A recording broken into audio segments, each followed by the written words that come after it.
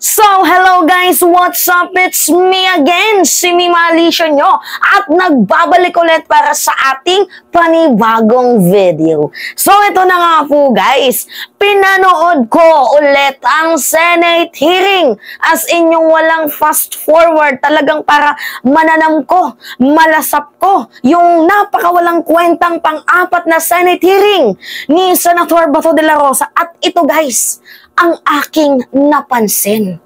Talagang literal na epic failed itong si Senator Bato de la Rosa na pagmukain, i-bring down pababa, i-character assassinate itong si President Marcos at ipagdiinan na meron nga tayong presidenteng addict. And I know for sure na alam nilang panis na yung issue na yun na pagmukaing addict itong si President Marcos, kasi even the Expedia agent na si General Junicio Santiago nagsalita na din, and even the PDEA mismo itself na sinasabi na wala naman palang record, and nagsalita na din yung St. Luke's about sa cocaine test ni President Marcos na wala naman talaga guys, as in wala, negative, zero, hindi po talaga addict, hindi talaga kayang suportahan itong inaakusa ni Morales, itong kanyang sinasabi na itong si President Marcos is gumagamit allegedly ng white powdery substance.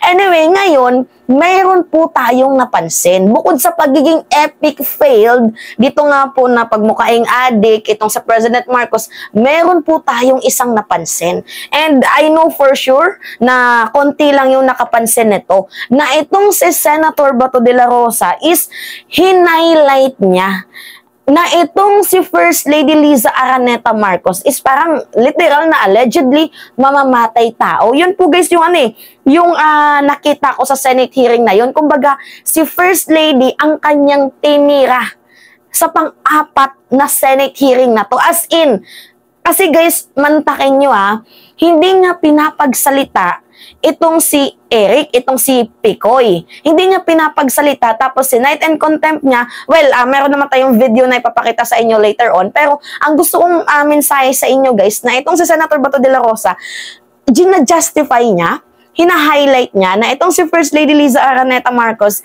is makasalanang tao na baka ipagurgo niya itong si Morales kung i-disclose na nila itong Senate hearing na to. So, ganito yung kwento nito guys. Di ba mayroong lumabas na CCTV footage na video itong si Morales, na kung saan si Picoy nga po, inamin naman din ni Picoy na katang-isip niya lang yon. Well, hindi siya pinaniwalaan ni Bato Ang pinapaniwalaan niya itong si Morales. Alam niyo naman guys, yung pinakitang video sa CCTV is mayroong halong dungis, which is nakita niyo naman na sandabakmak yung edit, sandabakmak yung cut, putol-putol. And yet, pinaniwalaan ni Senator Bato de la Rosa. And ngayon na nagte-testify, paulit-ulit na lang na sinasabi ni Picoy na katang-isip niya lang ang ginawa niya, itong si Senator Bato de la Rosa is hindi naniniwala. So, ganito kasi yung scenario nun guys. Si Kumar, inutusan niya itong si Picoy magsalita na, sige, ipapatuloy mo pa ba magsalita Morales, kasi kung ipapagpatuloy mo, ay papatayin ka. Parang ganun. So, ngayon nga po guys, ang nangyari dito, hinighlight ni Senator Bato de la Rosa na baka ipagburgur itong si Morales, which is yung pinaka-first person na salarin dito is ito nga na tinutukoy nila na si Lam, kasi si Lam daw po ang nag-utos nito kay Kumar na ipinahatid niya dito kay Picoy. Now, ang nangyari kasi guys, syempre inamin ni Picoy na tinatarantado niya lang itong si Morales, para lang naman kay Morales guys yung yung pantatarantado niya na yon, itong si Bato hindi niya pinagsalita itong si Picoy sa kanyang thought and sa kanyang opinion kung ano nga ba yung nafe-feel niya, kung ano nga ba yung ginawa niya, kasi hindi nga siya naniniwala. Ngayon nga po guys, ang nangyari, Night and Contempt niya. So, ibig sabihin nito, hina-highlight niya, gina-justify niya na itong si First Lady Liza Araneta Marcos is salarin sa posibleng pagpapakategi, di ba? Dito kay Morales. Yun po guys yung yung hina-highlight ni Senator Bato de la Rosa. Now, panoodin niyo yung video na to, 5 minutes. And dito niyo mapapansin na dito nag-focus. Actually, ang layo na nga guys sa totoo, no? Kasi PDEA leaks yung pinag-uusapan dito, paano nag-leak ang dokumento. And yet, nandito na kay First Lady Liza Araneta Marcos yung sisi, nandito na kay FL Liza yung yung tirada ni Senator Bato de la Rosa na itong si First Lady Liza Araneta Marcos is talagang parang pinapatunayan niya. Hindi niya naman sinabi, pero parang sinasabi sa video, sa kanyang pang-apat na Senate hearing na pinapaguro nga ni First Lady itong si Morales. Even na yung CCTV footage na yan na nakita natin is puro cut. Diba? Sila na yung nag-edit. Now, panoodin nyo tong video.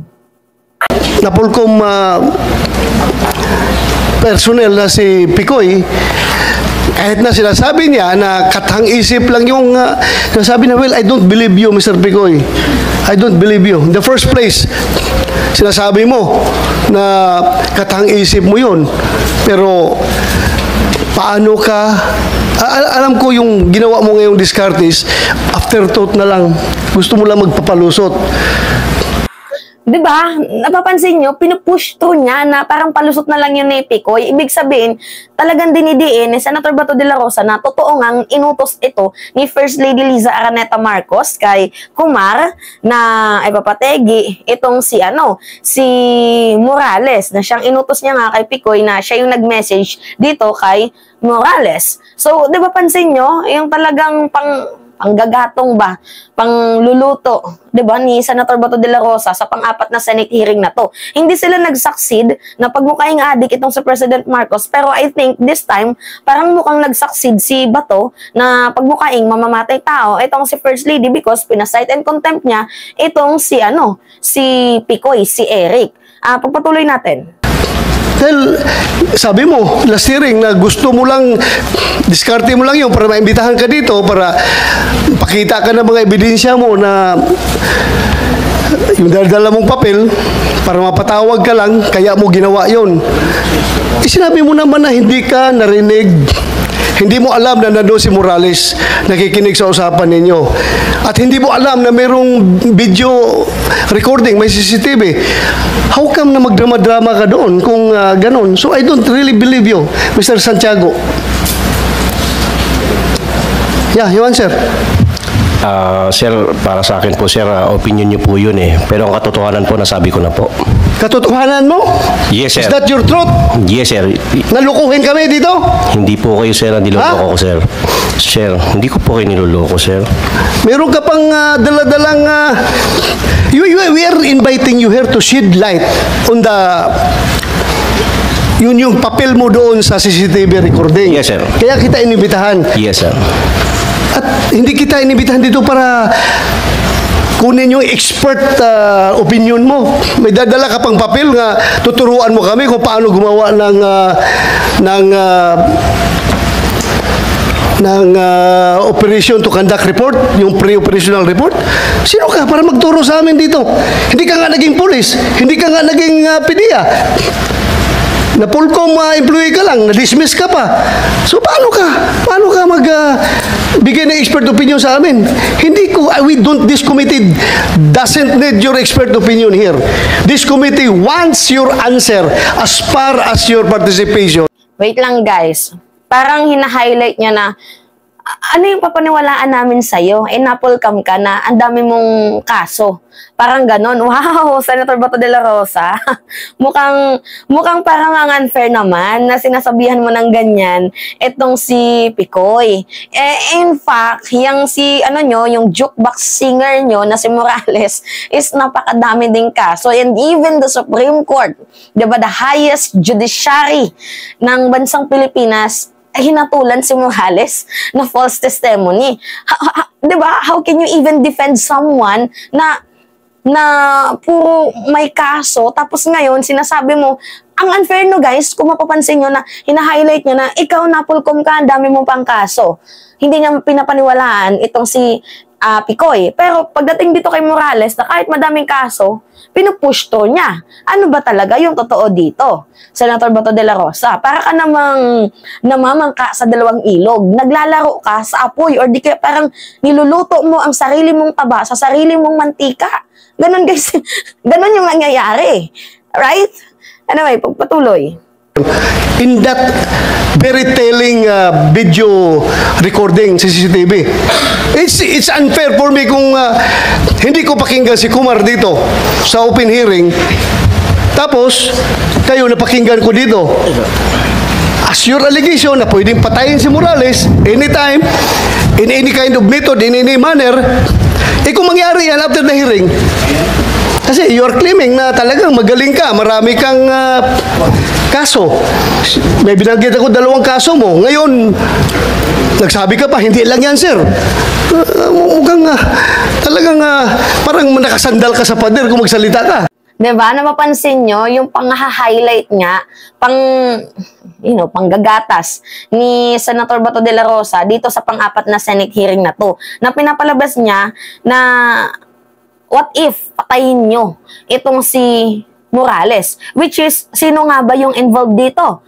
Si First Lady, kasi si First Lady lang naman daw po allegedly ang nag-utos dito kay Kumar, na si Kumar inutusan si Picoy na ipadala yung mensahe na yon doon kay kay Morales. So nakikita nyo guys yung yung gatas na gatas na ginagawa ni Senator Bato de la Rosa sa pang-4 na Senate hearing. Talagang hindi niya nga na bring down pababa itong si President Marcos, but he is trying to bring down the First Lady of the Philippines, which is itong si First Lady Liza Araneta Marcos. See? Grabe yung panggagatong dito ni Senator Bato de la Rosa. Like, really? What the hell? Grabe ka naman, Senator Bato de la Rosa. Hindi mo man lang pinapagsalita itong si Eric, itong si Picoy. Pero pag si Morales, talagang meron kang time. Diba? Ang unfair. Ang unfair. Sa totoo lang guys, ang unfair. And kitang-kita nyo naman talaga yung gustong message ni Senator Bato de la Rosa dito, which is pagmukain nga pong makasalanan and mamamatay tao, itong si First Lady. Because siya nga daw po, allegedly, ang nagpautos dito kay Kumar, na inutos naman ni Kumar kay Picoy na patayin itong si Morales kapag patuloy pa daw po na magsalita. Right? Anyway, tuloy. Wait lang. Sir, kagaya po ng sinabi ko, sir, opinion niyo po yun, pero yung katotohanan po, sa akin po yun. Sinabi ko na po. So, ibig mo sabihin, totoo talaga yun? Na nanluloko ka lang? Kagaya po ng sinabi ko noong unang hearing, sir, niloloko ko po si Romy, hindi po kayo. Pero sila ang nagpasakay sa inyo, hindi po ako. Anong reason mo? Bakit mo siya niloko? Kagaya po nung sinabi ko noong unang hearing, sir, meron po sana akong gustong patunayan na 2 bagay. Yan ang unang bagay na nakarating ako dito. Dahil sa kwento ko sa 2, hindi po kasama kayo. Siya ang nagpasakay sa inyo, sir, hindi ako. Ano nga rason? Bakit mo magloko-lokohin itong kausap mo? Para mapatawag ka dito sa hearing? Kagaya ng sinabi ko pa rin po noong unang hearing, sir, yun pa rin po. Doon ako nakatindig dahil yun po ang katotohanan. Do you think mapapatawag ka dito kung wala yung hindi pinakita ni Morales yung CCTV? At hindi mo alam na may CCTV recording yon, at hindi mo alam na nandun si Morales nung nag-uusap kayo? Kagaya po, sir, ng sinabi ko, sir, yan po ay lahat ay kisang katang isip na para sa kanila lang. Pero ang nangyari, sila ang nagpasakay po sa inyo, hindi po ako. Sila lang po ang pinapasakay ko, sir. Kaya nga, pinasakay mo siya kasi gusto mo ma-influence ako para maimbitahan ka. Kay gusto mo kunyari mag-present ng legal expertise mo sa paggawa ng preparation report kasi yun ang gusto mong ipakita. Hindi ko po akalain, sir, sir, sa totoo lang, sir, forgive me for saying this, hindi ko po akalain na papatulan niyo po yung ko sa kanila, sir, eh. Sa akin lang po, para lang po talaga. Sinabi mo na nga na yun ang objective mo. Yes, sir, pero hindi ko po alam, hindi ko po in-expect na papatulan yun para makarating ako rito. Diba? Sunog dyan si Bato. Kasi in the first place, dapat hindi na yan pinatulan ni Bato. Kasi nga, there are so many cut in the scene, in the video, in the CCTV footage presented. Napakadaming edit. So, bakit niya pinaniwalaan and pinupush through niya pa talaga? Yes, aminado itong si Picoy na pumunta siya. Pero gawa-gawa niya lang yun kasi gusto niya makarating sa Senate hearing kasi meron siyang ipapakitang mas revelation. Ngayon, ang nangyari kasi, hindi pinapakinggan ni Senator Bato de la Rosa kasi ang gusto niya, itong si Morales, mas salba niya. and magmukha nga pong mamamatay tao, ito si First Lady, and niloloko sila ni Eric. Ganun po yung yung gustong sentimiento na ipalabas nga po ni Senator Bato de la Rosa, which is talaga nga namang ang unfair mo, Bato. I think you should resign kasi hindi mo naman kayang i-handle yung mo na yan, yung committee mo na yan. Hindi ka marunong. Promise. Sayang lang yung yung pera ng taong bayan. I am a taxpayer. So meron akong meron akong reason, meron akong boses dito kasi nagbabayad ako ng tax, which is yung ginagawa niyong Senate hearing na yan is a waste of public money. Instead na itulong nyo na lang yan sa sambayan ng Pilipino na ngayon ay naghihirap. And yet, wini-waste mo, sinasayang mo yung pera ng taong bayan dahil nga pinatulan mo yung in the first place napaka-nonsense na topic. Diba? Because of the butas of the puncher and the discoloration of the paper na kaya mo nasabi na authentic yung paper na yan dahil sa opinion mo, hindi mo pwedeng sabihin na authentic. Actually guys, PDEA leak yung tinutukoy dito. Bakit nandito na yung issue kay First Lady? Right? Nagkakaroon ng sanga-sanga kasi hindi ka stick to one. Kung PDEA leaks lang, nandadamay ka pa ng ibang issue. Kahit yung mga patay, na binabanggit ni Morales, parang pinapaniwalaan mo. Kasi guys, kung mag-iimbita ka na resource person, dapat yung mayroon alam, yung may personal knowledge. Ito si Morales, yung personal knowledge niya lang is, siya lang yung nagsulat, hindi naman siya yung nakakita. Diba? Hanggang doon lang, pero pinalawak lang ni Senator Bato de la Rosa, pinahaba niya, para magmukha nga pong, effective ang kanilang drama, pero hindi naman sila nag-succeed. Now, si First Lady, ang kanilang tinitira ngayon, which is so unfair. Diba? Nakakaloka. Anyway. Do you believe, naniwala ka ba? Maniniwala yung tao sa'yo? Yung kisa video na yon na mangloko ka lang? Depende po sir yan sa taong nakikinig sir. Ang akin po... You are lying! Come again sir? You are lying! Opinion niyan sir, sa akin po naman yung totoo lang. From sa unang hearing hanggang dito. As chairman of this committee, I am going to cite you in contempt for lying. Any objection? Hearing none. I'm ready for You that, are sir. cited in contempt. Thank you sir. Thank you sir. Salamat po sir.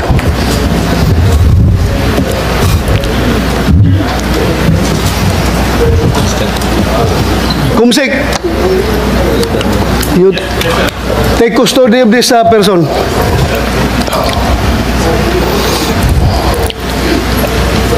Lukuhin mo kami?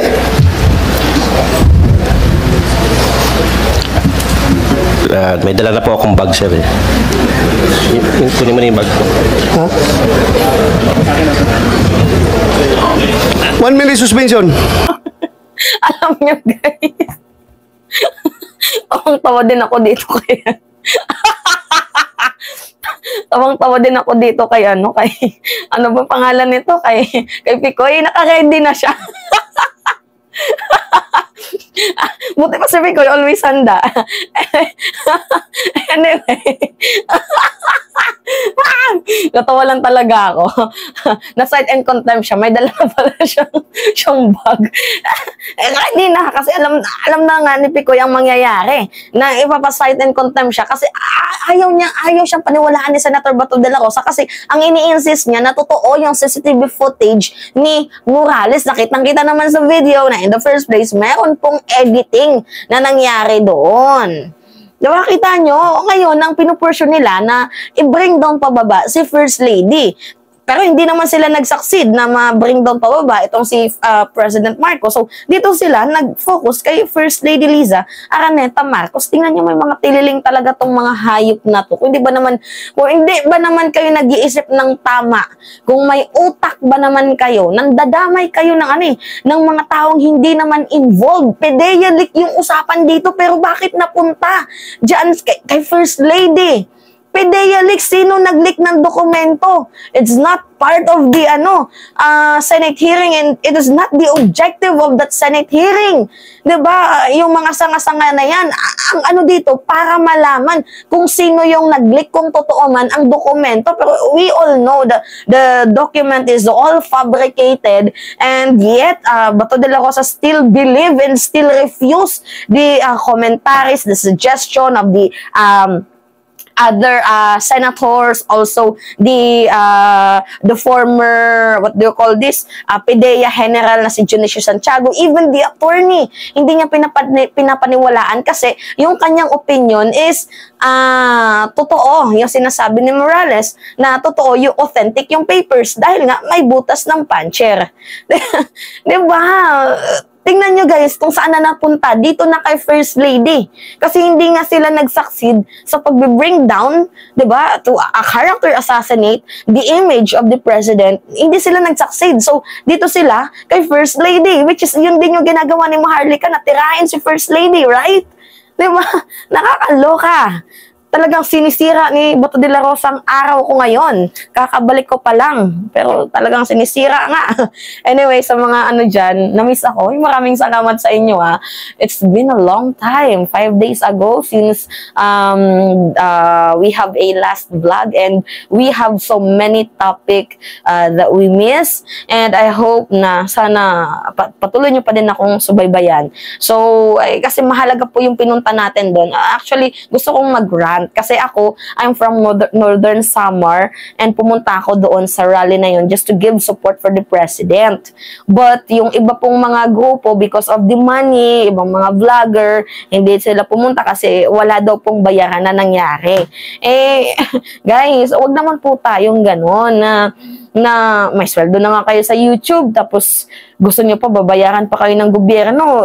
Ginagatasan nyo yung gobyerno eh. Wag ganun. Dapat meron tayong prinsipyo. Kino-content nyo si President Marcos, nagkakaroon kayo ng supporters. Diba? Ako guys, honestly, hindi ko naman kino-content si President Marcos para magkaroon ng supporters. Kino-content ko siya because I am here for the truth. Only the truth. And to support the good governance. I'm not for money na babayaran ako ng ibang politician. No. Hindi ako ganun, guys. Kasi I have a principle in my life. Kasi as a younger generation, gusto kong maging boses ng mga kabataan na dapat ako yung sundan nyo na maaga tayo namumulat sa politika nang hindi po tayo nabubusalan ng kahit maliit na sentimo ng pera. Pero ewan ko ba kung sino pa yung mga matatanda, sila pa yung may mga ganun. Alam nyo, for the money, yung mga taong nakakalungkot. Anyway, buti pa yung ibang mga vloggers na kakamping like Enzo Recto, pumunta doon, hindi para sa pera, just to give support for the president. So, salamat. And hoping sa susunod na rally, makita ko kayo yung para sa prinsipyo, hindi para sa kung ano yung magagatas nyo sa gobyernong ito. So, yun lang. Naglabas lang ako ng rat. Masakit siya. Masakit, honestly. Masakit. Walang problema doon kung konti man ang umattend. At least, we have a successful rally doon sa Liwasang Bonifacio. But, the point here is, sana wag naman ganon sa ibang mga vlogger na it was so unfair, 'di ba? Na kami pumunta, and nung una in-invite kayo, umokay kayo, but later on nung nalaman niyo na wala palang bayad dito, hindi kayo tumuloy. Masakit isipin kasi may mga ganun pa pala na nag-i-exist na kailangan silang bayaran. Nakakalungkot lang. Ako hindi na sayang yung yung oras ko.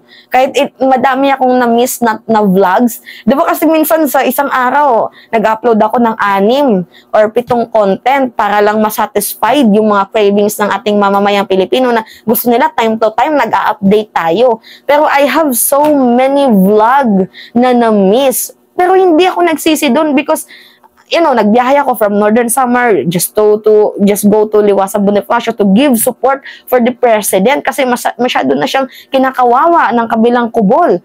But then, yung mga kapwa namin co-vlogger namin, umaasa pala sila sa pera, sa perang ibibigay sa kanila pag nandoon sila. Hindi ko alam na meron palang ganun na pera-pera. Diyos ko po, ano ba yan? Nakakalungkot lang. Nakakalungkot lang. Wala akong pinagsisihan kahit madami akong na-miss na content. Kasi hindi naman pera yung pinunta ko doon eh. Pumunta ako doon para bigyan ng suporta itong ating presidente, para maging boses din ng mga kabataan na dapat hindi tayo mabusalan ng pera. Ano natin yung tama? Right track. Pero wala. Even the BBM vloggers, Diyos ko po, gatas na gatas din kayo, which is nakakalungkot. Yun lang, nakakalungkot lang. Anyway, yun lamang po guys. At it's me again, si Mima Alicia nyo. At nagbabalik ulit para sa ating panibagong video.